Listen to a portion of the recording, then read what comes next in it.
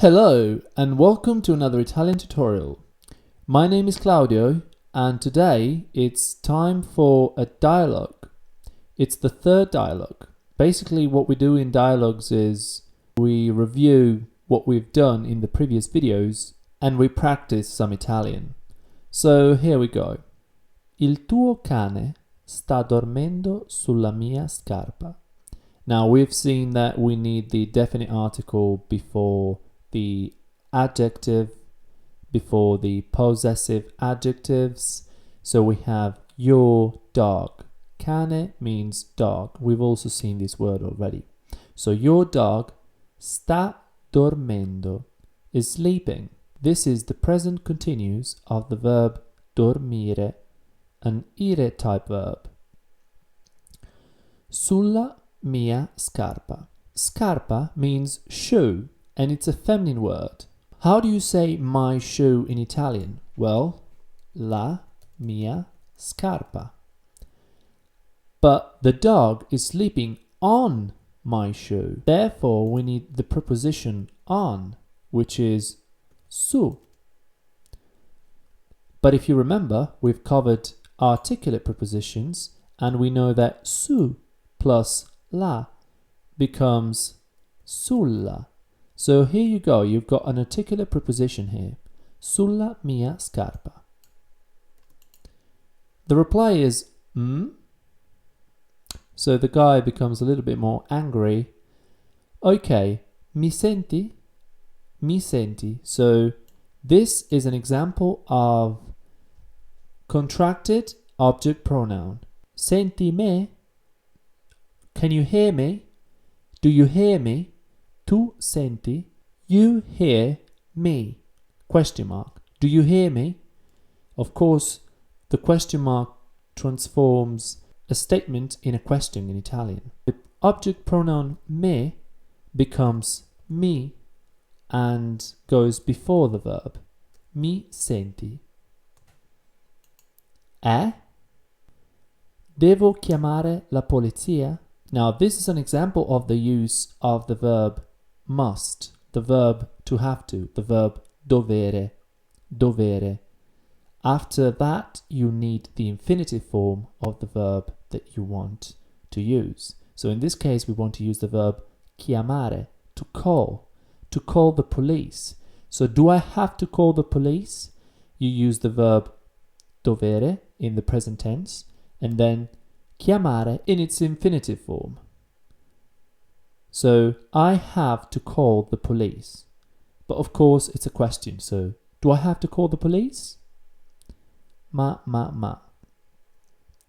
Puoi rispondere? Again, we've also looked at the verb potere in detail. Can. Okay? So can you reply? Can you answer?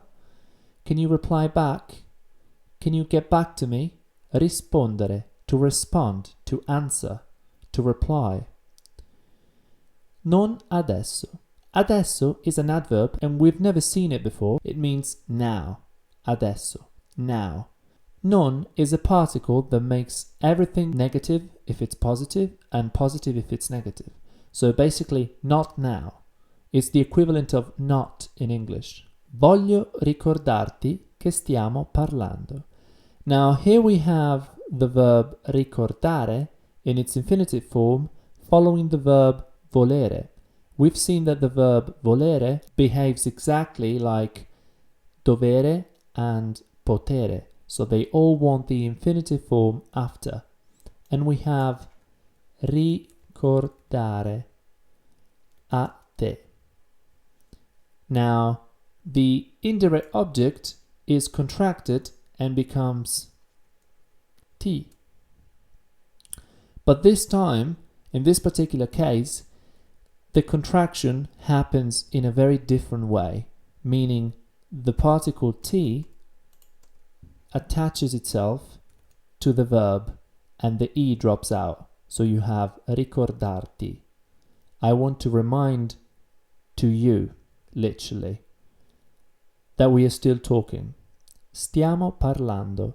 This is the present continuous of the verb parlare, to speak, to talk. Bene, bene. This means good, good. All right, fine, fine. Cosa ti sta succedendo? Now, again, we have the verb succedere, to happen, in the present continuous tense. What's happening to you? Ti, to you. This is an indirect object pronoun. Cosa? Cosa means what. It's an interrogative adverb that means what. Pronto? Polizia? Of course, the guy now is calling the police. Pronto is the equivalent of hello on the phone. You always say pronto when you answer the phone or when you pick up the phone. Polizia means police. We've seen it here. No. No. Ha sbagliato numero. You have got the wrong number.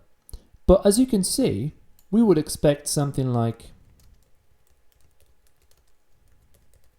hai sbagliato numero. We've seen the verb to have, and we know that the second person singular, you, is conjugated like this, hai. So why is there a instead of I? Well, the reason is that here we have an example of polite form. So we are on the phone, and the guy who answered the phone is answering by saying, you've got the wrong number, but he doesn't say you, he says she. She has the wrong number. So it's not hai sbagliato numero, but ha sbagliato numero. And the answer is also in the polite form, mi scusi. So the guy got the wrong number. And yes, this was a bit of a weird dialogue, but I just wanted to put in all the grammar that we've covered in the past videos. I hope you found this dialogue helpful. If you have a question, post a comment down below. Like, subscribe, and I will see you soon in the next video. Take care.